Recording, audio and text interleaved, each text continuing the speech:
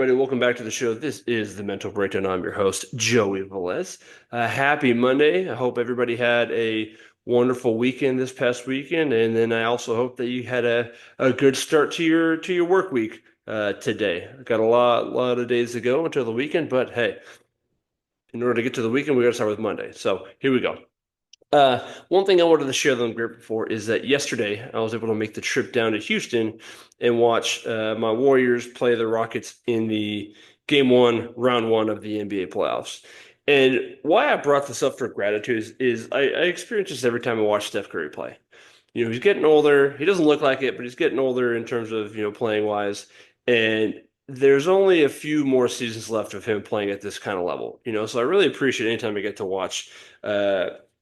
to watch him play, particularly in person, particularly in the playoffs, particularly on the road. I think just having someone or something like that we appreciate, that we enjoy, we have to take advantage of those times where we get to watch those people play. We have to take advantage of those times where we get to experience whatever that thing is. So I think that's one thing I'm grateful for, that I have the ability and I have the means to go and do that. But also just the appreciation and joy I get from watching him and watching him play that sport. So I'm very, very grateful that I get that opportunity.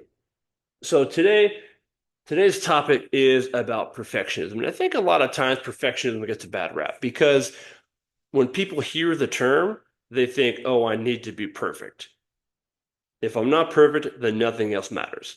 Now, I think that's where perfectionism can get people in trouble, is that I need to be perfect in what I do. Well, what happens if you make a mistake?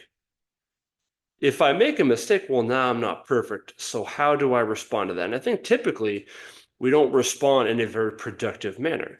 Now, there was a quote I read not too recently, and it said, perfection is not attainable, but if we chase perfection, then we can catch excellence. And I think Vince Lombardi talked about that as well back in the day. Famous NFL coach said, I can't remember exactly what it was, but I think if we strive for perfection and achieve excellence along the way, something along those lines.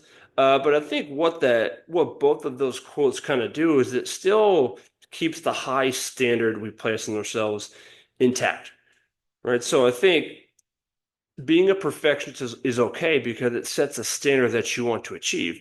However, if I have this idea that if I chase perfection, then maybe I can achieve excellence, well, maybe that leaves a little bit more room for mistakes. Maybe that leaves a little bit more room for me to productively handle those situations when I'm not perfect. Because no matter what profession you are in, mistakes are inevitable. Talking about Steph Curry, that guy shoots 40% from three, so that means he fails 60% of the time. If you look at baseball players, the greatest hitters that are in the Hall of Fame have a batting average of 300, so they fail 70% of the time. Tom Brady has, what is it? I don't know, the number seven Super Bowls, six, seven Super Bowls. Well, he played 20 years in the league, right? So he failed more times than he succeeded.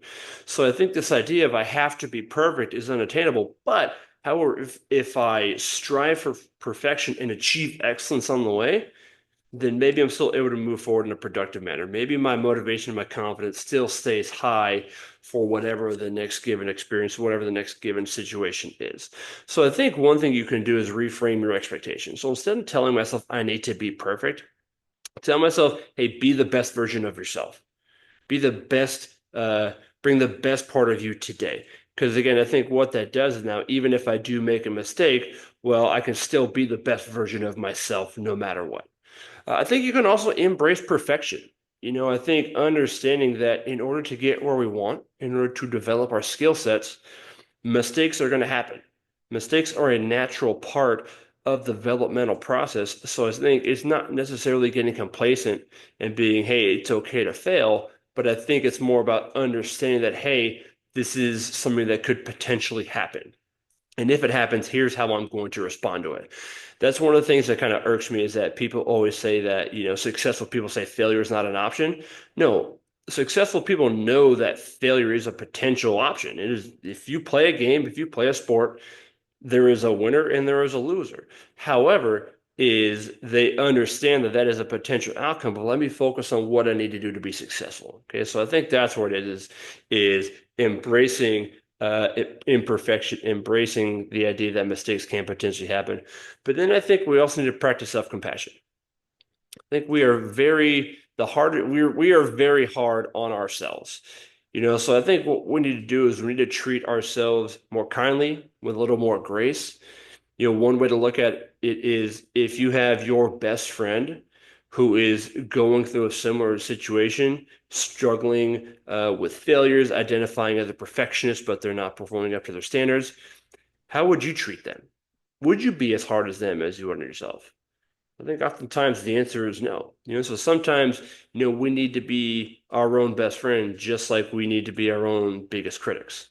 But along with that, along with practicing self-compassion in terms of treating yourself more kindly, I think you also need to celebrate the progress. It's easy to focus on how far we are away from our goal.